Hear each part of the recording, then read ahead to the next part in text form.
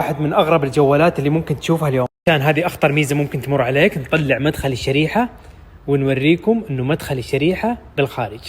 شوفوا كيف جوال تقدر تتكلم فيه بدون شريحة وبدون انترنت، يعني راح يوفر عليك مبالغ مرة كبيرة. سوي تجربة قدامكم. اتصلت على خالد.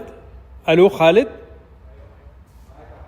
سامعني كويس؟ سامعك بكل وضوح. لو شخص عنده نفس جوالك راح تكلمه إلى مسافة 800 متر بدون شريحة. مجرد ما تركب الشاحن حسب اختيارك تختار سرعة الشحن. إذا كنت مستعجل تختار السرعة القصوى، راح يشحن لك جوالك بشحن سريع. تقدر تستخدم هذا الجوال كشاحن لاسلكي لأي جوال ثاني. شوفوا يشحن بشكل مباشر. تقدر تستخدمه كباور بانك تشحن فيه أي جوال ثاني. شوفوا يشحن بشكل مباشر. يكون بطارية عملاقة 6000 ملي أمبير، ويدعم سرعة شحن 45 واط، ويدعم الشحن اللاسلكي، فرهيب. شوفوا الحين يشحن بشكل مباشر.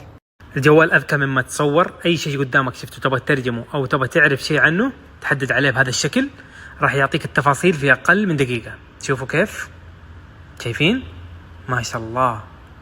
لو اتصلت على أحد أقدر أترجم المكالمة بشكل مباشر. الحين شرف بيتكلم باللغة الإنجليزية، بيوصل الصوت لخالد باللغة العربية. هاي خالد، how are you؟